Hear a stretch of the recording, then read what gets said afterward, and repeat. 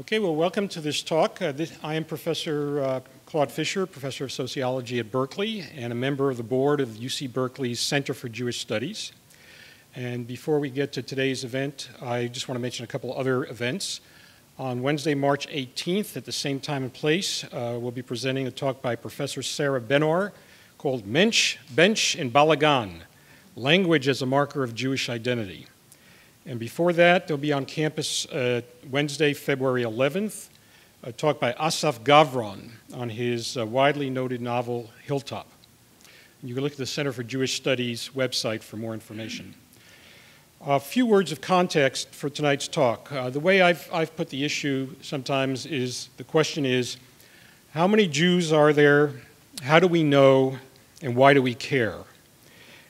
Periodically, Jewish organizations sponsor surveys to count how many Jews there are and to assess the vitality of the Jewish community. And my experience, Bruce's is much richer, is that this inevitably leads to a lot of arguing and disputes about how to count, who counts, what the real numbers are the numbers going up, are the numbers going down? And there are a lot of arguments about the way the research is done, how the questions were asked, who was surveyed, the statistical techniques, and the bottom line is trying to figure out what's that big number. But nothing is more central to these arguments than the question of what do you mean by a Jew if you're going to count Jews? And I'm proud to present our speaker, Bruce Phillips, who's extremely well positioned to discuss this matter. So Bruce is a professor of sociology and Jewish communal service at the Hebrew Union College, Jewish Institute of Religion in Los Angeles. He's also senior research fellow at the USC Center for Religion and Civic Culture, where he is conducting research on religion in California. Bruce and I met only recently at a conference, but I have known of him by his many important pieces of research on American Jewry, on different strains of Jewish immigrants to America, on intermarriage, Jewish identity, and related subjects. And moreover, as a demographer, he has been in the trenches, I would say, in these controversial discussions of how many Jews are there. And so I look forward to hearing his analysis of what do we mean by a Jew in the 21st century. Bruce.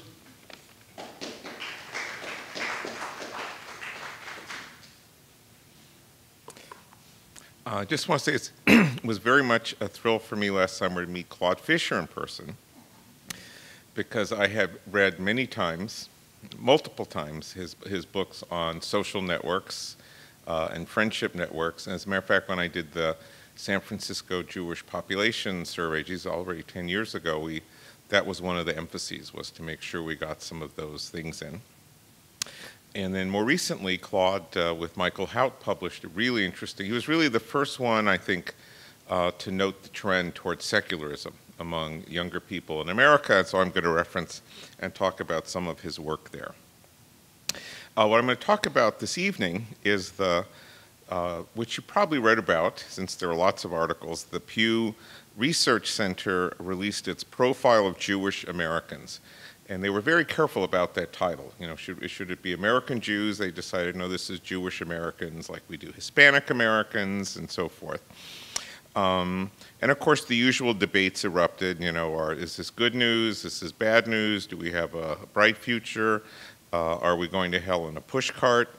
But one of the things they did, I think, very well was they took a good look at they studied the work that had come before and had different people advising. They looked at a question that had plagued previous studies, which is, as Claude said, who is a Jew? And how do we define who's a Jew and how does it matter? So I'm going to look at that. I'm going to focus on the Pew study, which I've been working with as part of a book I'm doing on intermarriage.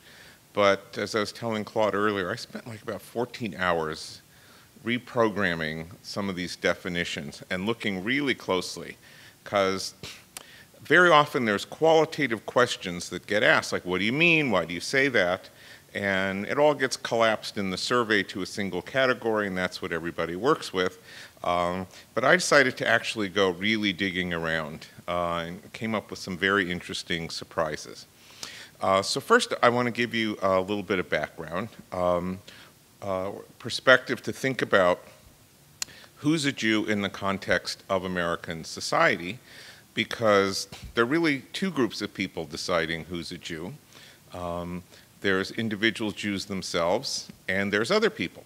Sometimes those other people will identify somebody as Jewish for their own purposes, or in a more benign setting such as the United States, they might influence you to either who you tell you're Jewish, or to think of yourself as Jewish, or prefer not to think of yourself as Jewish.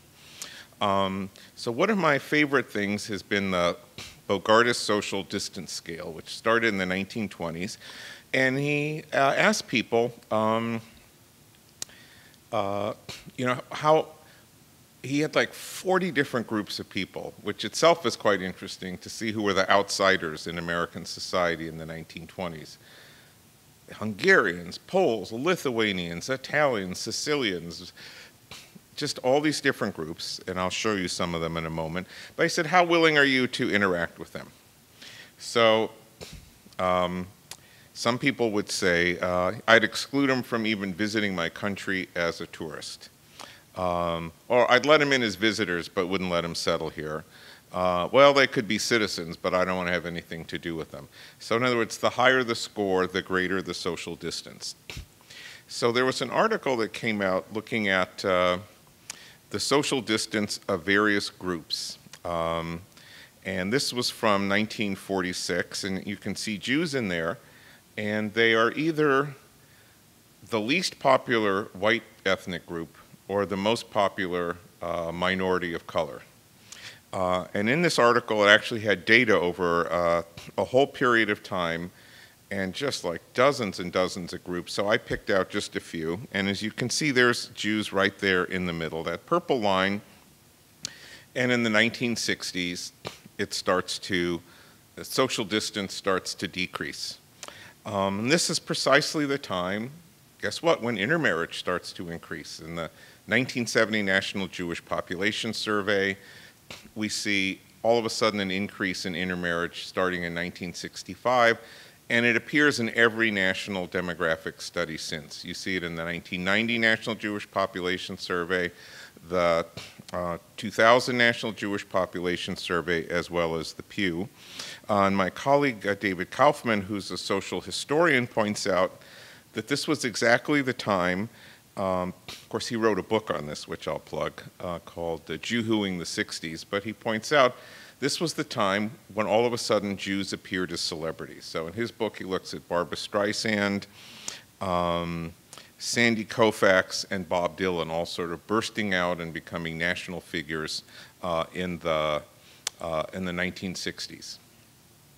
So this is in contrast to a pattern that existed earlier in the 20th century.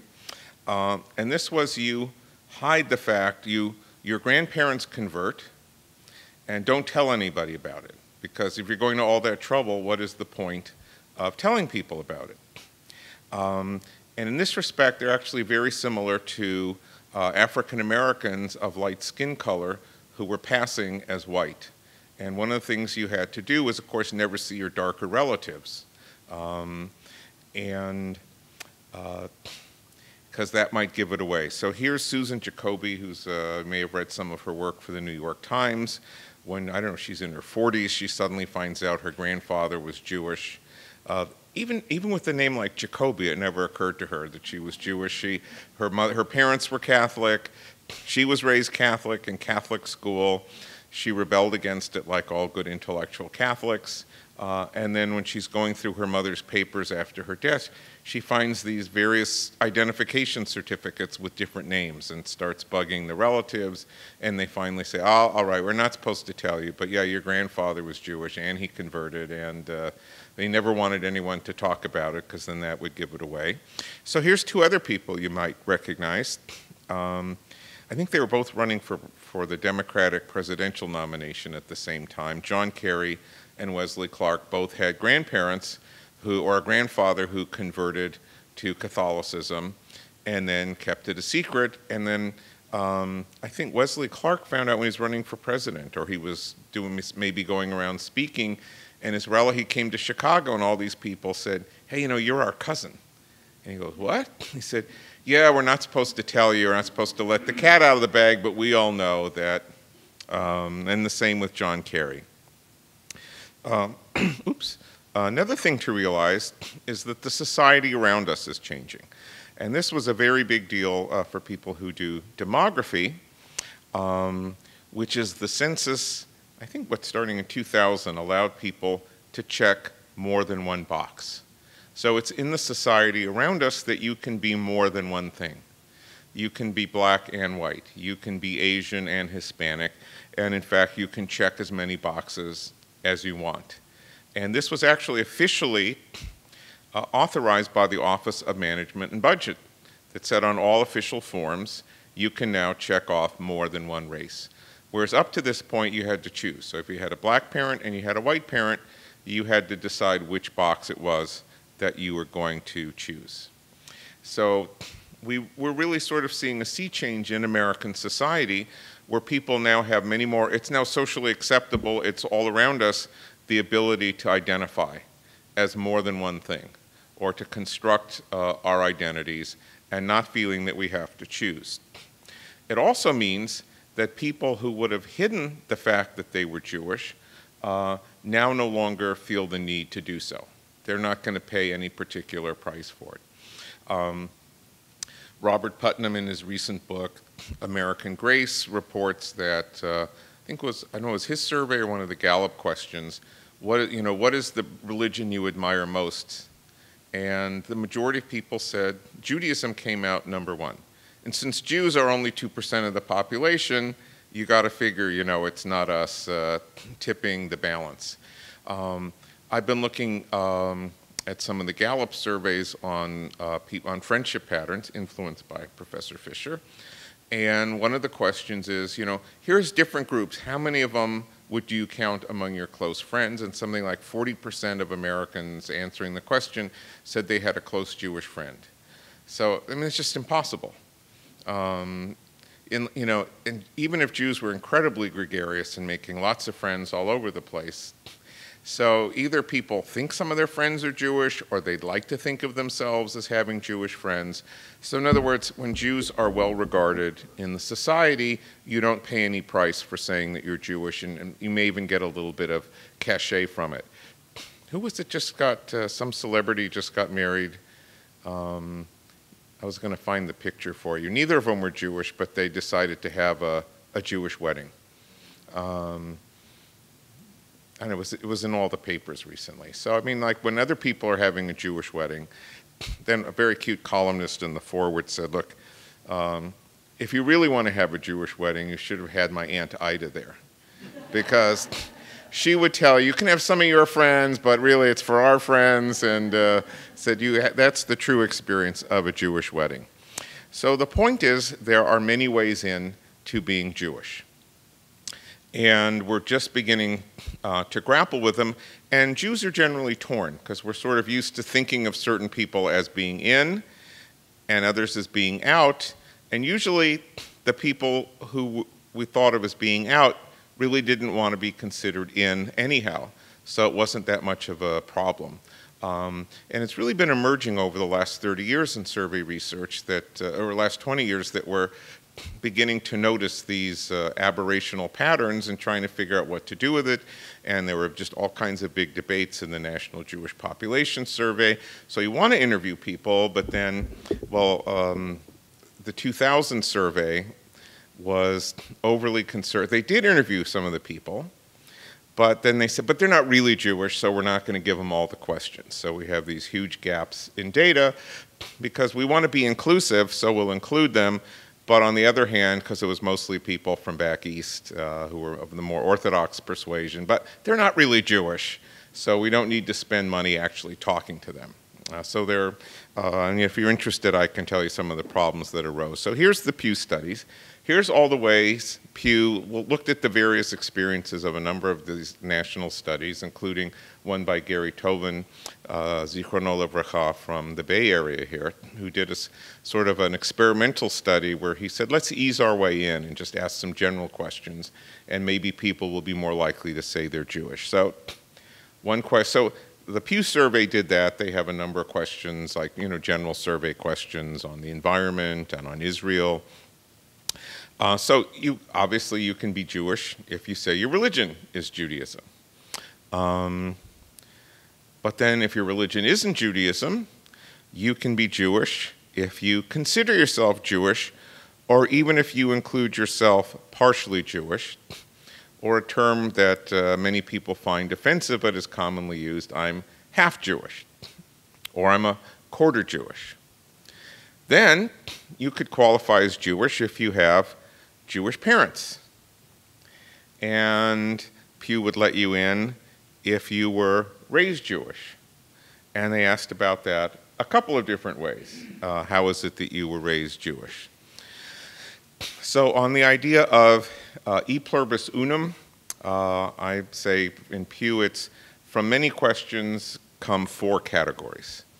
And here now we enter into this very interesting territory, because the first question, actually, when I've done a number of different local studies, and in every community, Denver, Chicago, the Bay Area, somebody says, look, I know we're going to all this trouble, we have all these really interesting questions, but the one thing most people want to know is just how many Jews are there? So this has now become kind of a contested question. So here's the people who were counted as Jews by Pew in their number of 5.3 million adults. So if you're a Jew by religion, and the wonderful stuff, I mean, people there's these long lists of all the different religions people actually do list, not including people who are of Jewish ancestry who are no longer Jewish by religion. And then there's this group that we generally accept, it was part of the NJPS, people who describe themselves Jews of no religion. So people describe themselves as atheist, agnostic, nothing in particular, religious nuns, and so forth. And we'll come back to them. But here is, and to their credit, the people who did the Pew study included these other 2 categories. So they have a category of Jewish background. Mostly, these are Christians, but they have a Jewish parent, so they kind of fall out, as well as some other people who say, I don't consider myself Jewish. But a lot of these Jewish Christians say, I do consider myself Jewish. Oy vey, what do we do with them? And then I think a particular interesting category is a group they call non-Jewish people with a Jewish affinity. And we discovered these people in the San Francisco study because we get, how are you Jewish? What's your religion? I'm Episcopalian. Okay. Do you have any Jewish parents? Nope. Okay. Do you consider yourself Jewish for any reason? Yeah, sure do. Oh, how come? Well, I like Jews. I have Jewish values. I like to think of myself as Jewish. I'm intellectual, whatever it is about me, and we'll come back to them and look at them more closely. So again, this is really a sea change in the 21st century from the 20th, when we have Jewish wannabes, when we have people who want to hang around Jews and be around the Jewish community. So it's really a reflection of the stuff we see in Putnam, where people say, yes, we admire Judaism, where way too many people have Jewish, there just aren't enough Jews to go around for all the people who say they have Jewish friends. But even with this, I have a few problems with the Pew categories, and I had many arguments with folks at the National Jewish Population Survey, and this is a group that I'm sure you will recognize in Berkeley. Jews who say they have an Eastern religion. So the traditional way, if your religion isn't Judaism, then you're an outsider. I categorize them with Jews of no religion, and here's why. There's been some other research in sociology of religion that suggests that really in terms of values, outlook, attitudes, lifestyle, people practice Eastern religions. It's really more of a lifestyle than sort of a theological commitment, and it's part of the larger secularization process, particularly in Europe. Look, at my synagogue, we now have once a month Om Shalom Yoga, where you do yoga. You bring your yoga mat and sit on the floor of Temple Emmanuel of Beverly Hills, no less. So it's become mainstream. And of course, Buddhists never did anything nasty to Jews, and Buddhism doesn't have anything to say about Jews, so it's simply not the same thing as being a Christian. There are not generally enough of them to make a separate category, so I combine them with no religion. By the way, Jew-boos are really kind of a baby boomer thing. The in Eastern religion now, if you guys want to be totally with it, is apparently Wiccans, Gaians, earth worshippers, and so forth. So another category I do take seriously are Jewish Christians. We tend to think of Jewish Christians as the old group of Hebrew Christians, people who heard some guy yakking about Jews for Jesus outside the park or the movie theater or wherever, and are converted on the spot. And in fact, in American history, there was the missions to the Jews. In fact, most people who say, I consider myself Jewish, but my religion is Christian, one of the Christian variants, were raised in mixed marriages, were raised in that other religion, and that's the religion they know. It might be the religion that they no longer care for, but in American society, you're supposed to have a religion, with the exception, of course, of younger people who are moving away from that, which we'll come to. So we really don't know, how Christian they are, but we hear that name and we get scared. That's you can't be Jewish and Christian. And then here's the group I call wannabe Jews, who says, yeah, I have lots of Jewish friends, I have connections with Jewish people, I'm always hanging around them. So, I feel I have much more in common with them than wherever it was I came from. Other people said I have admiration of Jews, and people who said I'm culturally Jewish. But here's what's really interesting.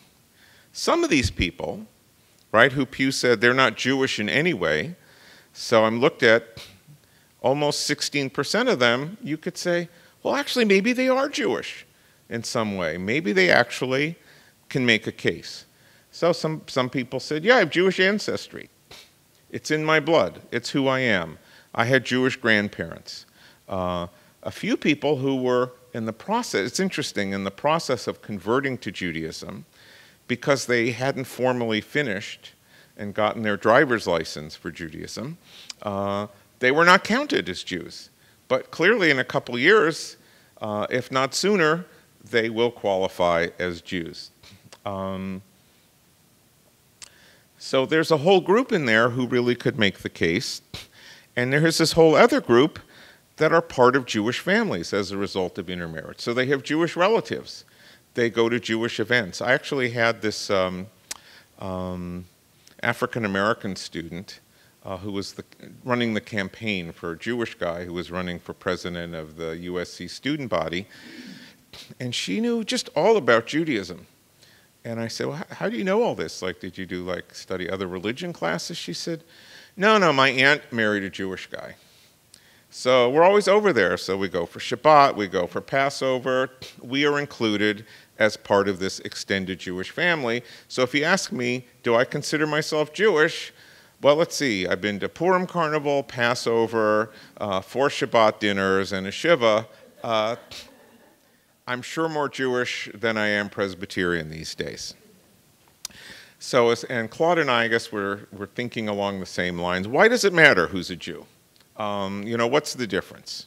Why do we argue about this so much? Whether there's 5.7 million, 6 million, 10 million.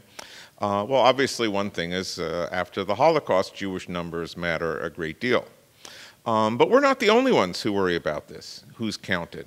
African Americans, you had to have a legal definition, the one-drop rule, because you needed to have segregation.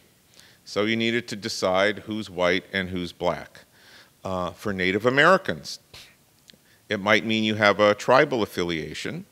Maybe you qualify for gaming revenues. And certainly good for sociologists that we ask these questions because we learn about them. about these different groups, but also it's important for affirmative action, for studying about discrimination. There was just a piece, I forgot where it appeared, about the whitest occupations in America. In other words, where there are virtually no people of color. I think private investigator was one of them, and there was a whole bunch of occupations that are like 98% white. Okay, well, if America was 98% white, that would be okay, but it's not. So knowing about different groups, identifying them. So why does it matter who's a Jew? Well, in Israel it matters, and there was this famous case. It's gone to the Supreme Court. Brother Daniel, who was a Christian monk who was born Jewish and came to Israel to the Carmelite monastery and said, hey, I'm a citizen, I'm a Jew. And it was a close vote. It was like 5-4 about whether he was a Jew. And then there was the Shalit case, a child born in Israel to an Israeli father and a non-Jewish mother. And of course, this is now much more common with all the Soviet emigres in Israel. So in Israel, do you get instant citizenship or not? Estimating the size of the Jewish population. Is it 5 million or is it 10 million? Jews get very depressed when they hear that the population is declining. They're always pleased, and J.J. Goldberg in the foreword will always publish an editorial that says, I told you so, all you doom and gloom demographers, see, now here's somebody else who found out there's a lot more. I think a lot of this has to do with the shadow of the Holocaust. It also has to do with, like, we failed. People are leaving us. Who's a Jew matters a lot for measuring intermarriage. So in the 1990 National Jewish Population Survey came out with an estimate of 52% intermarriage. Stephen M. Cohen said, they were counting people who weren't really Jewish in this. Now, he did want to count them as Jews to keep the population up, but he said somebody who's a Jewish Christian, they're not a Jew, they're a Christian. So of course they're going to marry a Christian, so we can't count them as an intermarriage, so that brought the intermarriage rate down from 52% to 38%. And he said in print, the reason I think this is important is we'll get demoralized if we think the intermarriage rate is so high. In other words, we're always worried that these numbers are going to demoralize us. And in fact, I did my own analysis, and this is using the Pew data.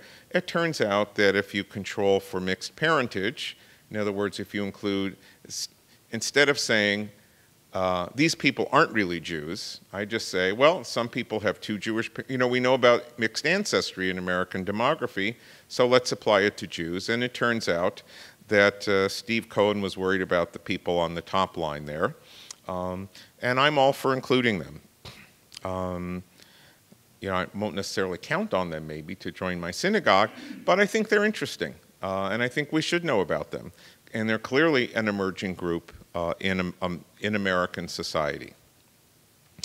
And finally, planning for Jewish institutions. It matters who's a Jew, and also it matters what kinds of Jews. And if we're planning for one kind of Jew, this is kind of close to my heart because I'm on the faculty of Hebrew Union College, so we definitely have a stake in knowing who's Jewish, and more important, who's Jewish by religion. So what will be the different types of Jews in the 21st century? And I'm sure they got this from you, Claude. This is from the Pew study. You can see that the millennials are 32% no religion.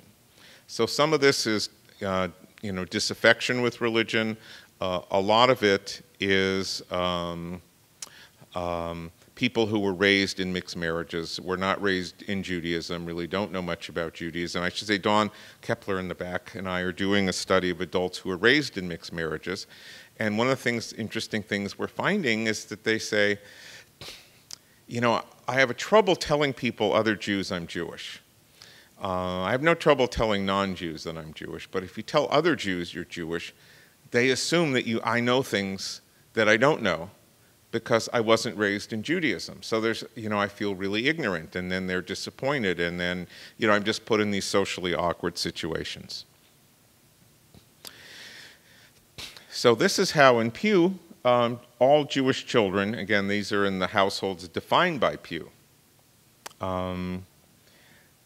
So just over half are being raised in Judaism. A whole chunk at the bottom, the next big group, is not raised Jewish in any way. Some people raised fully or partially Jewish, some people raised in dual religions, some people raised in no religion, but their parents are saying, yes, I'm still raising them Jewish, which means whatever, at the very least telling them. So here's the interesting thing. This is an additive model. So the light column there is raised Jewish in any way in Pew. Raised Jewish at least partially in Judaism. So some people say, yeah, I'm exposing them to both religions and letting them choose. And then children raised only in Judaism. So as you can see, people with in marriages with two-born Jews and conversionary marriages raise kids in Judaism. Other categories don't. So basically, the number of Jews by religion is going to decrease over the course of the 21st century. I've tried to mention this at my school. No one really wants to hear it, but I think it's going to have a huge impact on synagogues, on Jewish life, and so forth. Does it mean that Jews are assimilating? Well, this is what I learned from 30 years of being on the faculty of a rabbinical seminary. Are you familiar with the term nechemta? It's from medieval preaching. And the idea is, no matter how depressing the topic is, you always end up with something comforting. So you end on a high note. And in fact, there really is a lot of interesting stuff when you look at these groups by attitudes. So one of the questions was,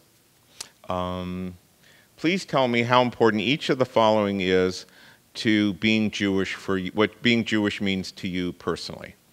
So I picked some of these, and look at this. This is how all of our different groups, apparently there just weren't enough people, and people of Jewish background who don't consider themselves Jewish, I guess maybe they weren't asked some of these questions, or they couldn't figure out how to answer them, so there's just missing data. Remembering the Holocaust is essential to 77% of Jews by religion, 60% of Jews of no religion, 57% of Christian Jews, and 65% of people who aren't Jewish at all but like to hang out with Jews. Being part of a Jewish community, 33% of Jews by religion, only 10% of Jews of no religion, and don't forget they're concentrated in the younger categories, probably because they didn't grow up in Jewish communities. And I love this, 18% of Christian Jews say, yes, it's essential to how I am Jewish to be part of a Jewish community, even though many in that community say, but you're not really Jewish, and Pew even told us that, they agree. And then 19%, of course that does make sense because they like Jews, so they want to be part of a Jewish community. Here's some other attitudinal items. I'm proud to be Jewish, 97% of Jews by religion, 84% of Jews of no religion. Okay, so they might not be joining synagogues, but they say they're proud to be Jewish. 88% of Christian Jews. Of course, that does make sense. That's why we're in the survey. They really do think of themselves as Jews. It's not a fluke. It's not a statistical artifact. And they're proud to be Jews. And even 77% of the affinity group, who apparently really aren't Jewish, although some of them are, I think, also say they're proud to be Jewish. Similar patterns when we look at, I have a strong sense of belonging to the Jewish people, emotional attachment to Israel is still pretty high among some of those groups. Do you believe in God? Here it's quite interesting. Well, 80% of Jews by religion. 52% of Jews of no religion still say they believe in God, and we do see this in national surveys. I have my own religion, or I'm spiritual but not religious, or I have crystals, or I do whatever it is I do. And of course, 97% of the Christian Jews and 97% of the affinity people are religious. So we can understand a little bit. Here's one big difference, and Claude, I ran this for you. Looking at Jewish friendship patterns. And again, this is one of the glues that holds the Jewish community together. So Jews by religion are the most likely the highest percentage have all or mostly Jewish friends, and they have the lowest percentage of them says they have hardly any or no friends. Jews of no religion have many fewer friends.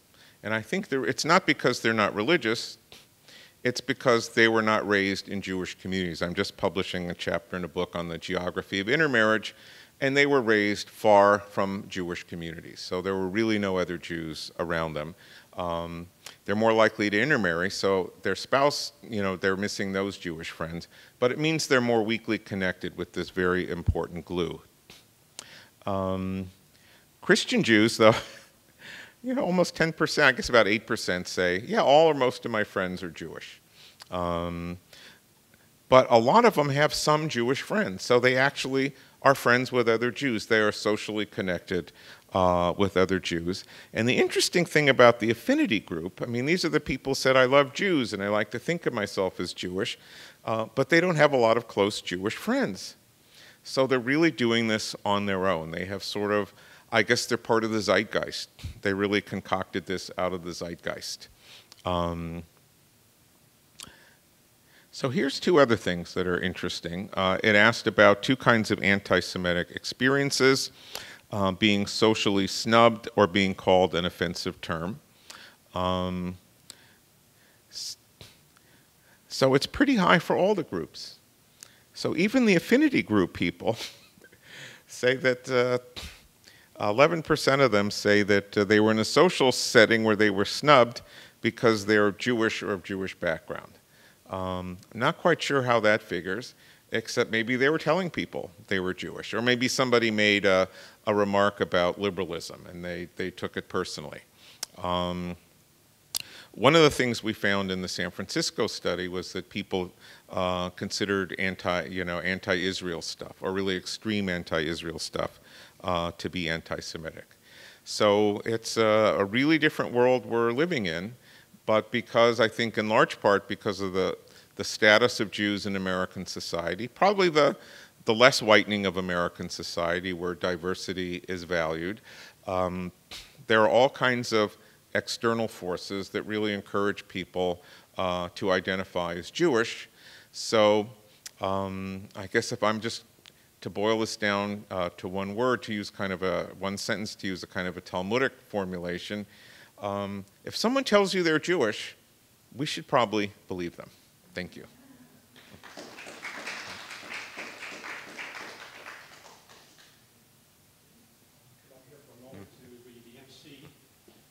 Thank you very much, Bruce, for a very interesting talk, and I think it raises a number of questions. So I'd like to have people ask questions. I'm going to start with one. Okay.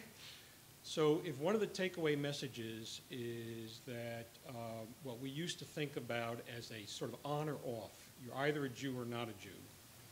In the 21st century, we have to live with the idea that people can be yes and no at the same time, and a bit of this and a bit of that.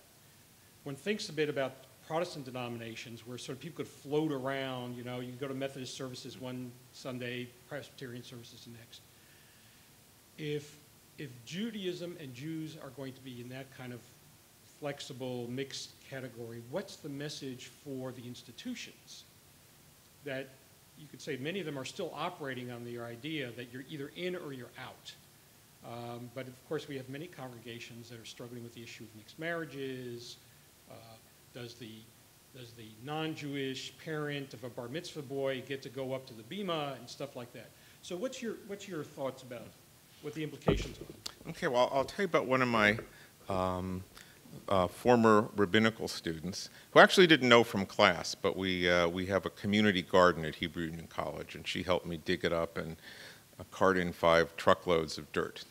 So she's a really non-conventional rabbinical student, and she got this great job with the Baltimore Federation doing youth outreach. So one takeaway is like, we shouldn't be doing it. So she has a friend, she's a true millennial. She has a friend who has a brewery in Baltimore, a Jewish hipster that I think she knows from some Jewish gardening project back there. So once a month, they just have a social scene for anyone who identifies in Jewish in some way. And she wanted me to come to the Hanukkah one because the Association for Jewish Studies was in Baltimore, and I said, Jesse, my wife is just not going to go for this, that I'm spending an extra day in Baltimore so I can go drinking with a bunch of other hip young Jews such as myself.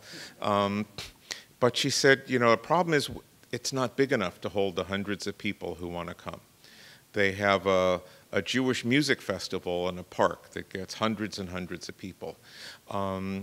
So I think there are things out there.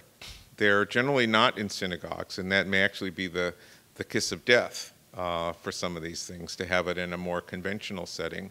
But you know, in many ways, I mean, it's interesting because Baltimore is a very Orthodox city, but they had some very progressive people on the Federation board who said, well, let's have some seed money, and this thing has been so successful, they're going to, you know, they're going to create a position. One of the things we found in the study up here is that people sometimes organize their own things. Or in Los Angeles, there's a group called the East Side Jews, and it was organized by the woman who was the showrunner for 6 Feet Under, and now she does this show about the transgender guy who teaches at UCLA. Is it Transparent? Is that what it's called? So people, and what they do, and the interesting thing about it is they're kind of leading into religion. Because even though they say we don't want to be part of a synagogue, we don't want to, you know, we don't want to be conventional, so much of Jewish content comes from Judaism. So they have these very kind of odd events. For Purim, everybody cross-dressed. So you wear a costume, but let's be hip, let's all cross-dress. For Tashlich, while everyone from synagogues is all headed to Malibu or Pacific Palisades to go to the beach, they go hang out at the LA River, which is in the process of being revitalized, and they do Tashlich there. So it's like, yeah, all you conventional people, you can go to the beach. You know, we're going to hang out at the LA River with people kicking soccer balls and so forth. The interesting thing is that Wilshire Boulevard Temple, which you probably know very well from LA, is they hired a rabbi basically to be the rabbi for East Side Jews, because some of them have kids and they want to have a Jewish education. But I think part of it is just sort of really going out and trying crazy stuff that will appeal to people, maybe precisely because it is crazy and different. So it's, you know, I think that those, at least those are some of the things that I see as possibilities. I think, you know, actually Jewish studies on campus, as opposed to Hillel, is a vehicle. Because, I mean, less so at USC, but probably here at Berkeley, you know, people might take a Jewish studies class that's sort of intro to Judaism that's non-threatening.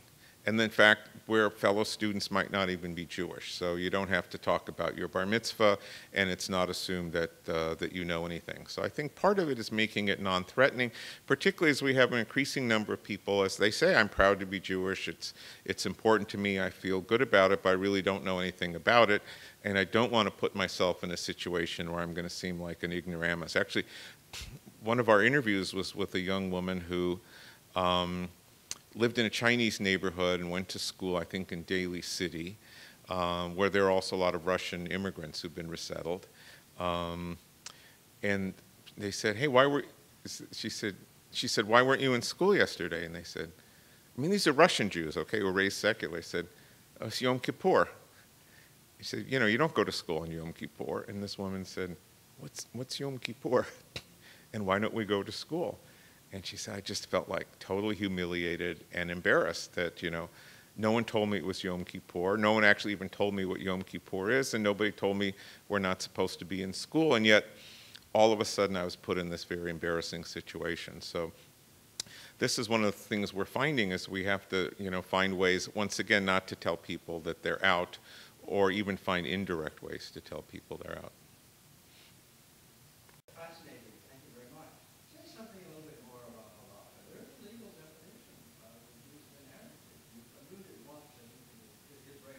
Mm-hmm. But a lot of people who we're talking about might think that they're Jewish, but they don't really understand that we. Well, you know, sociologists, you know, there's sort of the legal reality. What's interesting is that Israel decided to ignore halacha, even as it handed over, you know, marriages and divorces and everything to the religious authorities. But they said, we want to resettle Jews here, and they actually said, we're going to ironically go by the Nuremberg definition. So whatever get you killed as a Jew entitles you to Israeli citizenship. So I think it's if you have one Jewish grandparent that you're entitled. The interesting thing about that is that people who, actually I have a woman who was just ordained a couple years ago who had a non-Jewish mother who converted, but converted Reform. And she says, you know, I have non-Jews telling me that I'm not really Jewish. Actually, I know a couple of my former rabbinical students, and they say, you know, but your mother wasn't Jewish, so you're not really a Jew. And I said, I'm a rabbi, okay? I'm an ordained rabbi, work in a synagogue. I am really a Jew, just not by that definition. The other ironic thing by that definition, so I think a lot of Jews ignore it, although some Jews are aware of it. As for anything, there's political purposes. I once really, I'm quite proud to say, pissed off the leading Orthodox rabbi. I was on a panel with him and with, who was the other person? Anyway, he was describing his various, how he invites college students over and so forth, and then was berating, actually it was somebody, Charles Silverman. No, it was Charles Liebman, Oliver Sholem, who's Orthodox but from a conservative background. You know, they were doing a lot of the arguing, and I said, you know, I got to piss somebody off here. So I said, look, I bet you ignore that definition, because you say you invite Jewish students over to your house. I said, do you ask them if their mother was Jewish, or do you just invite them over? Well, he just, you know, he was so mad that I figured, yeah, he doesn't ask them, otherwise why would he get so mad? And same thing for Chabad. I was, you know, we had some people in our charter school that we started, and they said, oh yeah, my kid's having a bar mitzvah. I said, but your wife's not Jewish, you're doing a Chabad? And he said, yeah. I said, does the Chabad rabbi know your wife isn't Jewish? He says, oh yeah, we're very active. So, you know, I think a lot of this, you know, it's like for what we need it. So it's like very important Israel, because you want to maintain halachic authority. But I think really a lot of the more liberal branches or people who do Orthodox outreach, you know, I even said to him, look, if somebody comes to you and says, my mother wasn't Jewish, I went to Camp Ramah, I had a bar mitzvah, I went to Hebrew high school, and I'm interested in participating, you know, in Orthodox life now. I said, you don't treat him the same way as somebody who comes and says, hey, I was raised Lutheran in Texas, and I want to be part of Orthodox life. So there's, you know, one of the things in sociology is that what people believe is real in the sense that that's what they act on. So I think even Steve Cohen asked, you know, how important is it to have a Jewish mother? And most American Jews say, it's not that important. Although non-Jews have heard this. This is the one thing that they know. So they, you know, make the lives miserable, people who had a non-Jewish mother, by saying, hey, even I know you're not really Jewish.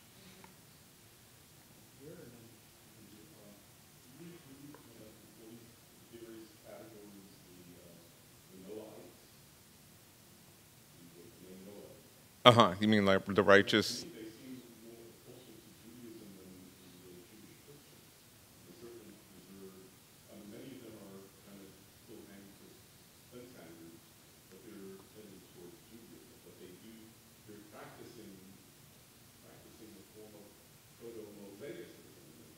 Well, those might be the people who say, it's hard to know. I think more, it depends how many there are, because you need a certain number of people to make, you know, a category meaningful. But, I mean, one of the groups that we're seeing, I mean, I certainly see it because I, you know, bicycle to work at Union College and USC, is evangelical Hispanics. And, you know, as I go down Adams Boulevard, I see all these little storefront iglesias, you know, Casa de Shalom, Elim Ministries and so forth. And this guy who was my kid's Magnet school, elementary school, he said, yeah, you're Jonah's father, Jess? I said, yeah, yes, I am, Miguel. I said, you're Jewish, Jess? I said, I am. He said, where do we get the Jewish trumpet? So I'm, of course, thinking Herb Alpert, right, the Jewish trumpet. I said, you mean like the ram's horn thing? He said, yes. I said, well, actually, I'm going to Israel. I will pick some up. So I got him like 4 or 5. It was the Intifada. They were $5 a piece. So he said, how much do I owe you? I said, how much do you make if you're, the groundskeeper at an elementary school? I said, Miguel, it's a gift of the Jewish people. And I said, what do you do with this? He said, well, we open. I said, you figure out how to play them? Oh, yes. And I said, well, you're a step ahead of me. And I said, what do you do with them? He said, that's how we open our service. It makes it authentic. So it's in a sense, they might say, yes, I have a Jewish practice.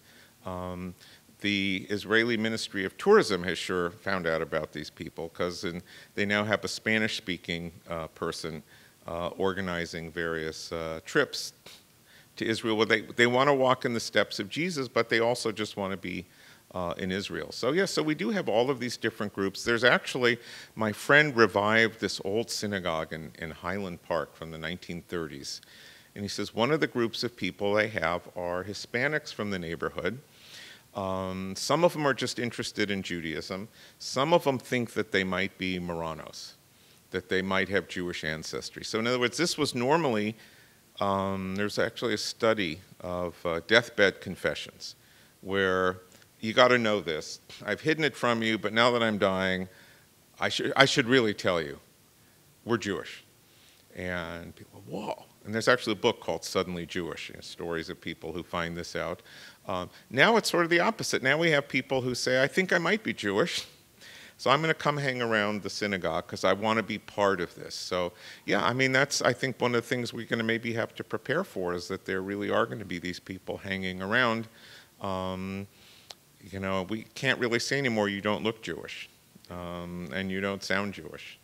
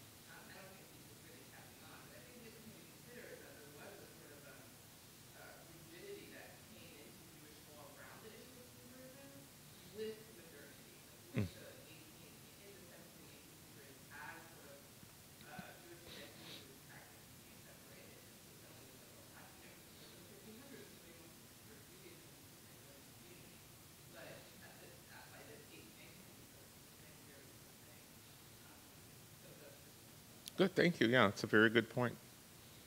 Yes. Uh-huh.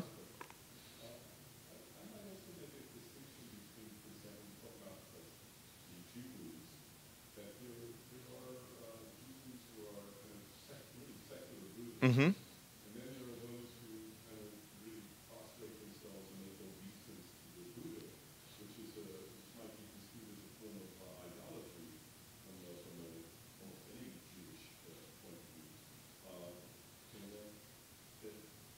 Might want to make a distinction there that the ones who are practicing Buddhists really have kind of written themselves out of the Jewish religion and not identified at all with it. Yeah, well, of course, the problem is then when they say, yeah, I do consider myself Jewish. Yeah, I'm not sure how many there are who really sort of, really are practicing another religion. But nonetheless, they might say, yeah, this is the religion I like. By the way, Wendy Cage at Brandeis was like one of the leading experts on American Buddhism, estimates that 1/3 of American Buddhists are actually Jews, as compared with 2% of all Americans. And we're doing this project at the Center for Religion and Civic Culture on kind of competition and innovation among religious organizations in particular geographic areas. So we went to visit this place, Against the Stream Buddhist Center. So the guy who founded it, who was a drug addict and has all these tattoos, his father was a Jewish psychiatrist in Pacific Palisades. And then the woman running the thing, her name was like Steinfeld or something, and then somebody else. So I was visiting with two of my colleagues, one of whom actually lives in a Buddhist commune. He's not Jewish, but he lives in a Buddhist commune and is a Buddhist priest. And I said, Nick, I said, this place is really authentically Buddhist. He said, how do you know? I said, everybody's Jewish.